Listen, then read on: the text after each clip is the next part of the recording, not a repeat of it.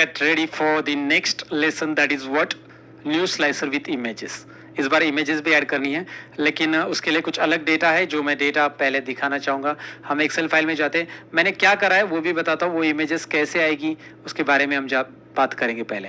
तो यहाँ पे आउटपुट क्या है वो देख लीजिए. चाहिए तो इमेजेस हमें स्लाइसर के अंदर डालनी है, और जैसे मैं इमेजेस क्लिक कर रहा हूँ वो इमेज स्पेशली हाईलाइट हो रही है. बाकी सब डल कलर में दिख रही है, लेकिन ये हाईलाइट हो रही है स्पेशली जिसको मैं सिलेक्ट कर रहा हूँ. Right, okay. तो ये करने के लिए हमारे पास डेटा नया है, तो एक काम कर लेते हैं, नया पेज लेते, नए डेटा के साथ आगे बढ़ते. नया पेज मैंने लिया, डेटा हम ले लेते बेटा. डेटा के लिए हम एक्सेल में जाएंगे, और यहाँ पे मेरे पास एक डेटा है जो कि स्लाइसर 21 नाम से मैंने दिया है. बेसिकली ये 22 की फाइल है, बट इसको मैं रीनेम कर दूंगा. अभी मैं रीनेम कर देता हूँ. It should be 22 actually. Right, तो ठीक है, इसको हम ले लेते हैं यहाँ पे. Data for new slicer open. Right, पुराना जो स्लाइसर इसके पहले हमने देखा था उसके लिए हमने पुराना डेटा यूज किया था जो हमारे पार्ट 11 में हमने ऐड किया था, लेसन 11 में. अब यहाँ पे सेल्स डेटा भी है और सेल्स टीम भी है. तो ये सेल्स डेटा उस टीम का सेल्स है, और ये sales team basically sales team में हमारे पास वो डेटा है. अब पहले मैं इसे लोड कर लेता हूँ. ट्रांसफॉर्म करने की जरूरत है क्या, इसको जरा देख लेते हैं. हाँ, इसको ट्रांसफॉर्म करने की जरूरत है क्योंकि इसमें कॉलम हेडिंग नहीं आ रहा है. ये देखिए, इसमें है क्या ट्रांसफॉर्म करने की जरूरत. ये एम्प्लॉय मंथ क्वालिटी ये प्रॉपर आ चुका है. इसमें है क्योंकि ये कॉलम हेडिंग कॉलम 1 2 आ रहा है, और ये कॉलम हेडिंग एम्प्लॉय कोड है, इमेज लोकेशन है, तो नहीं आ रहा है. तो ट्रांसफॉर्म डेटा में जाते हैं. तो कुछ चीज़ें होती है जो हमें करनी पड़ती है हमारे रिक्वायरमेंट के हिसाब से.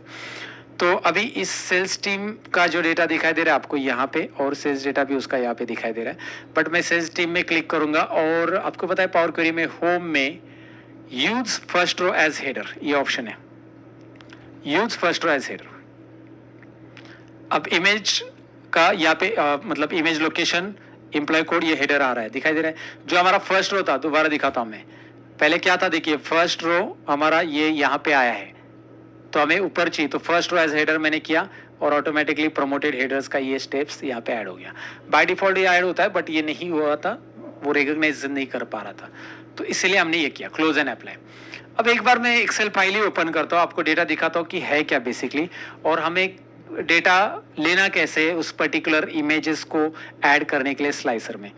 तो मैं यहाँ पे एक्सेल ओपन करता हूँ. Let me open my Excel file, और जहाँ पे मेरे पास ये जो वही एक्सेल फाइल में ओपन कर लेता हूँ. Let me open it. It is available in recent, but we have changed the file name, so we have to get it from source. Okay. So now employee ID आपको दिखाई दे रहा है. Image location ये जो one drive का embedded code दिख रहा है, एम्बेड कोड है बेसिकली, एम्बेड कोड. उसके बाद एम्प्लॉय का नाम और डेजिग्नेशन, ये 4 कॉलम है. बट ये जो इमेज का लोकेशन ये मैंने कहाँ से लिया. आप गूगल ड्राइव का एम्बेड कोड नहीं यूज कर सकते, आपको वन ड्राइव का ही करना पड़ेगा. और इसे लेने के लिए क्या करना है, आपके पास वन ड्राइव अकाउंट है तो वन ड्राइव अकाउंट पे जाइए और आपकी इमेजेस अपलोड कर दीजिए. गूगल ड्राइव की तरह वन ड्राइव यूज करते हैं. आप ऐड न्यू पे जाएंगे, एक फोल्डर तैयार करेंगे. जैसे मेरे केस में मैं हमेशा रखता हूँ कुछ ना कुछ फाइल. तो यहाँ पे देखिए एम्प्लॉइज फोटोज एक फोल्डर बनाए, उसके अंदर सारे फोटो रखे, वही लोग जो यहाँ पे लिस्ट में, जैसे ये भूषण बेरे है, जिग्नेश है, उन सभी के फोटो यहाँ पे दिखाई देंगे आपको. तो मुझे भूषण बेरे का ये लिंक निकालना है, तो भाई मैं इस फोटो को वन ड्राइव पे अपलोड करूंगा, फोल्डर में, एक फोल्डर में, और मैं यहाँ पे क्लिक करूंगा. इस पे क्लिक करने के बाद, ये चेक करने के बाद ऊपर 3 डॉट मिलेंगे, उसमें एम्बेड कोड मिल जाएगा. एम्बेड पे क्लिक करो और आपको नीचे एम्बेड कोड मिल रहा है यहाँ पे, ये देखिए. इसको कॉपी कर लो. ऐसा आपको मैन्युअली हर एक इमेजेस के लिए करना पड़ेगा, क्योंकि ये ऑनलाइन इमेजेस है, तभी जाकर वो एक्सेस हो जाएगी. तो इसीलिए ये आपको इमेजेस लोकेट करनी पड़ेगी, उसका एड्रेस लोकेट करके यहाँ पे पेस्ट करना पड़ेगा, लोकेशन लेना पड़ेगा इमेज से. और ये एम्बेड कोड ही काम करेगा वन ड्राइव का, गूगल ड्राइव का नहीं. रिपीट. अब इन फाइल को मैंने ऑलरेडी इम्पोर्ट कर लिया है, इसको छोड़ो, इम्पोर्ट कर लिया है, जो कि मैं यहाँ पे दिखाना चाहूँगा. एक है सेल्स डेटा, और मेरे पास सेल्स डेटा टीम 2 है. ये टीम 1 का मैं डिलीट किया, पहले मैंने इंपोर्ट किया था, but I would like to delete this one. It's not necessary now. मैंने पहले किया था तो मैं इसको हटा देता हूँ थोड़ी देर के लिए. ओके, ये जो है सेल्स टीम 1 को मैं हटा रहा हूँ. It's deleting now, I think so. Yes, delete. तो अब मैं क्या करूँगा, सेल्स टीम 2 है मेरे पास ये वाला, और सेल्स डेटा उसी का सेल्स डेटा ये ऊपर का है बेसिकली. ये देखिए सेल्स टीम और सेल्स डेटा, ये दिखाई दे रहा है ना सेल्स. ये सेल्स डेटा जो है हमारा, ये व्हीकल वाला है. आप राइट क्लिक करके इसको रीनेम कर लीजिए चाहिए तो. आपको पता नहीं, ये व्हीकल प्रोडक्ट का है. व्हीकल प्रोडक्ट जो पार्ट 11 में अपलोड किया हमने, व्हीकल प्रोडक्ट सेल्स डेटा, तो यहाँ पे ऐड कर दो उसको आप, ठीक है, वो रहने दो वहाँ पे। बट यहाँ पे ऊपर जो दिखाई दे रहा है सेल्स टीम 2 और ये सेल्स डेटा, ये हमारा अभी का डेटा है। अब एक काम करो, मॉडलिंग में जाओ, मॉडल व्यू में ये सारी चीज़ें आपको पहले ही भी बता दी मैंने। मॉडल व्यू फिर से यहाँ पे काम आएगा हमारा। हम चेक करेंगे कि हमारे मॉडल व्यू में हमारा जो सेल्स डेटा है, लेट मी गो अहेड, यहाँ पे बहुत सारे टेबल है हमारे पास, इतने सारे टेबल हो चुके हैं। Okay, where is my sales team data, ये रहा। एंड अगेन दूसरा डेटा कौन सा है मेरा, सेल्स डेटा। मैं इसको यहाँ पे लेता हूँ और इसी को जूम करता हूँ। ओके, सो ये जो डेटा आपको दिखाई दे रही है, ये दो टेबल, इनके बीच में रिलेशनशिप होना चाहिए और ऑटोमेटिक रिलेशनशिप इस्टेब्लिश हो चुकी है।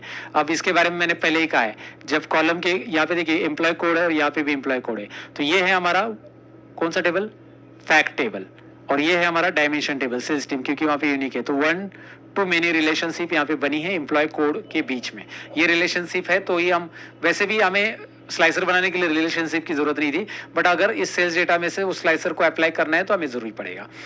तो चलिए आप आते हैं रिपोर्ट व्यू में।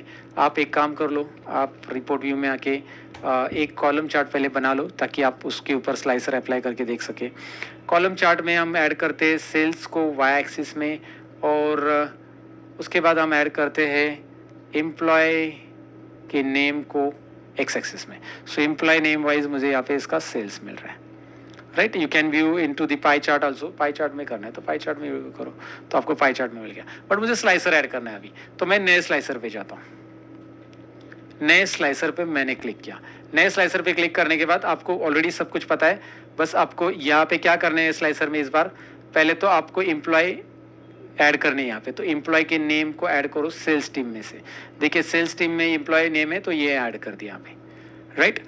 नेम ऐड अप्लाई करके देखो, भूषण का, हाँ भूषण का रिकॉर्ड आ रहा है, जिग्नेश का आ रहा है, मतलब जिस पे क्लिक करे आ रहा है। अब इसको फॉर्मेटिंग, इसका लेआउट ऑलरेडी आपको पता है, इसको एक लाइन में कैसे लाना है। आप जाओगे फॉर्मेट विजुअल में, आप जाओगे लेआउट में, आप ग्रिड की जगह सिंगल कॉलम करोगे और मैक्स कॉलम रखोगे यहाँ पे 5, तो ये कॉलम्स में आ जाएगा। चलो ठीक है, अब इनके आगे इनके फोटोग्राफ्स डालने, ये तो इंपॉर्टेंट काम करना है। वही अब लेआउट के नीचे आपको यहाँ पे इमेजेस, कॉल आउट वैल्यूज के नीचे इमेजेस मिलेगा। इमेजेस में आप डिफॉल्ट रखोगे, पहले स्टेट क्या रखोगे, डिफॉल्ट। डिफॉल्ट स्टेट में ऐड डेटा पे क्लिक करोगे, और ऐड डेटा पे क्लिक करने के बाद आप सेल्स टीम में जाओगे और यहाँ पे ये इमेज लोकेशन ऐड करोगे। लेकिन मैं यहाँ पे इमेज लोकेशन ऐड करने के पहले एक और सेटिंग बाकी वो बता देता हूँ। अगर आप इमेज लोकेशन ऐड करते हैं, इमेजेस नहीं आती है, मेरे केस में ये सेटिंग मैंने ऑलरेडी पहले वाले जो डेटा इंपोर्ट किया था उसकी की थी, इसलिए इमेजेस आ रही है। बट आपके केस में हो सकता है ये इमेजेस नहीं आएगी, तो एक सेटिंग आपको करनी, क्या, जब भी आप डेटा इंपोर्ट करोगे तो आपको टेबल व्यू में जाना है। ये सेटिंग ध्यान से देखिए, आपका टेबल सिलेक्ट कर लेना है, ये वाला इमेज लोकेशन कॉलम सिलेक्ट करना है। अगर वो इमेज नहीं आ रही है, या हो सकता है आएगी नहीं, क्योंकि करना क्या होता है, वो रिकॉग्नाइज नहीं करता है इमेज लोकेशन कॉलम को। तो करना क्या, देखिए image location sales team data table view में जाकर सिलेक्ट करके इमेज लोकेशन कॉलम को सिलेक्ट किया गया है, और आपको यहाँ पे ये कॉलम टूल दिखाई देता है ऑटोमेटिक, जैसे आप इमेज लोकेशन को सिलेक्ट करोगे। बाकी सबका नहीं चेंज किया, डेटा कैटेगरी चलेगा, लेकिन इसका कैटेगरी होना चाहिए वेब यूआरएल। क्या होना चाहिए, वेब यूआरएल। वेब यूआरएल इसका डेटा कैटेगरी होना चाहिए, तब जाके ये कभी नहीं तो एरर थ्रो करता है। तो ये वेब यूआरएल है, ये उसे बता देना है। इमेज लोकेशन को कहाँ पे जाकर चेंज करना है आपको मैंने बताया, सेल्स टीम टेबल आपको टेबल व्यू में सिलेक्ट कर लेना है और उसमें जाके चेंज करना है। अब रिपोर्ट व्यू में दोबारा आते हैं और वहाँ पे ऐड डेटा में मैंने क्या किया था वही करते हैं। मेरे केस में आया था क्योंकि मैंने पहले ही उसका सेट किया था, आ गया, लेकिन इमेजेस प्रॉपर नहीं आई है। फिल की जगह आप यहाँ पे नॉर्मल करो, फिट मत करो, फिट करेंगे तो भी गड़बड़ हो जाएगा। नॉर्मल करो, नॉर्मल करने के बाद इसके साइज कम करते तो इमेजेस थोड़ी ऊपर आ रही है ना, ऊपर नीचे मुझे राइट में रखनी है, तो मैं इसको नीचे एक ऑप्शन है टॉप की जगह इसको राइट कर देता हूँ इमेजेस को। Wow, right. सो ओके, अब ये डिफॉल्ट में बहुत ही डार्क दिख रही है। मैं काम करता हूँ डिफॉल्ट में इसकी ट्रांसपेरेंसी पूरी बढ़ा देता हूँ, ऐसे कर देता हूँ। लेकिन जब मैं इसके ऊपर माउस लेके जाऊंगा, स्टेट पता है ना, हॉर स्टेट में करूंगा तो इसके ट्रांसपेरेंसी में ऐसा रखना चाहता हूँ। तो माउस लेके आते ही ये देखिए डार्क दिख रहा है, थोड़ा सा दिख रहा है, या फिर पूरा ट्रांसपेरेंसी हटा दे तो ये डार्क दिख रहा है। ओके, लेकिन ये सिलेक्ट करने के बाद भी डार्क नहीं दिख रहा है, तो मैं सिलेक्शन में जाता हूँ और सिलेक्शन में भी ट्रांसपेरेंसी पूरा 0 करता हूँ। तो सिलेक्ट करने के बाद ये देखिए, सिलेक्ट करने के बाद डार्क रहेगा, माउस लेने के बाद भी वो हाईलाइट हो जाएगा, इंटरेस्टिंग, राइट। करना क्या है, याद रखिए ये जो है ना स्टेट इमेजेस के अंदर, ये स्टेट इंपॉर्टेंट है। जैसे आप और रखोगे तो क्या रहना चाहिए, डिफॉल्ट में मैंने पूरा रख दिया ट्रांसपेरेंट, इमेजेस ही गायब है। लेकिन जैसे मैं माउस लेके आऊँगा इमेजेस दिखाई दे रही, जैसे मैं सिलेक्ट करूँगा वही इमेजेस आ रही। तो आपको लगता है कि सिलेक्ट के बाद ही इमेज दिखनी चाहिए, इमेज है वहाँ पे, सिलेक्ट के बाद ही दिखाई दे रही, बिकॉज डिफॉल्ट में हमने उसको वो सीख लो।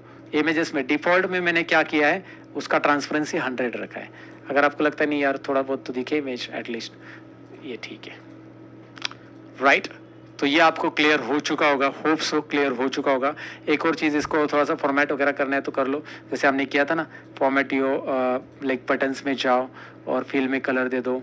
तो फिल में मैं चाहता हूँ इसका कलर कोई येलो रखना चाहते, आप येलो रख दीजिए, कोई इशू नहीं है।